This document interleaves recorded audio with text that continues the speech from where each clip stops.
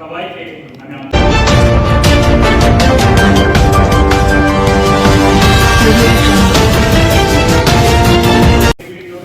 সুধীবৃন্দ, সাংবাদিকবৃন্দ সবাইকে আমি আন্তরিক ধন্যবাদ জানাচ্ছি এবং এখানে আমাকে কিছু বলার সুযোগ দেওয়ার জন্য আমারও ধন্যবাদ।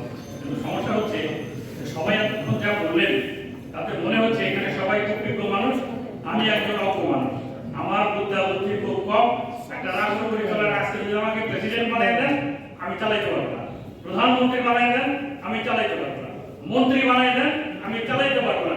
জজ ছিলাম, জজদের অ্যাসোসিয়েশন নিয়ে আমি হিমশিম খাইছি, আর এখন তো এত বড় বড় বিষয় নিয়ে কথা বলা আমার জন্য খুবই কষ্টের একটা ব্যাপার। যাই হোক, তারপরও শুধু দুই একটা কথা বলি। প্রথম কথা হচ্ছে যে এখন যে সরকার আছে আপনারা বলছেন যতটুকু দুর্বল একটা সরকার, কারণ পেছনে তো কোনো পলিটিক্যাল ইয়ে নেই। তো কথা হচ্ছে যে সবল সরকার তো আমরা এর আগে দেখছি, সেই সবল সরকারদের অবস্থা কি ছিল আমরা দেখছি না। সবল সরকারদের অবস্থা, এর রাজনীতিতে কোনো অভিজ্ঞতা নাই, কিন্তু রাজনীতি অভিজ্ঞতা সম্পন্ন লোক আমরা দেখছি তারা কি করছে। এই সরকারটা অ্যাটলিস্ট 13 বিলিয়ন থেকে 26 বিলিয়ন উঠাইতে পারছে, ঋণ কিছু পরিশোধ করতে পারছে, দ্রব্যমূল্য কিছু কমাইতে পারছে।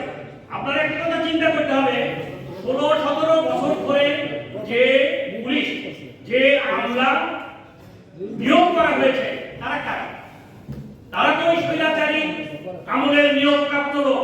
আপনি তাদের বাদ দিয়ে এখন লোক কোথা থেকে ধরে নিয়ে আসবেন? এখানে তো পরি আমার আকাশে উড়িয়ে দিলে হবে না, সেই পরীকে পাইতে হবে।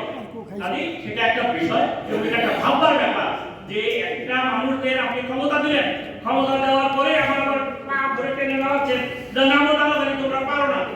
যারা পারে তাদের দিতে হবে, নির্বাচন দিয়ে দেন, তারা এনে প্যাকেট লাঞ্চ আপনাদের দিয়ে দিবে, আপনাদের সমস্ত কাজ সমাধান হয়ে যাবে, সমস্ত দুর্নীতি দূর হয়ে যাবে।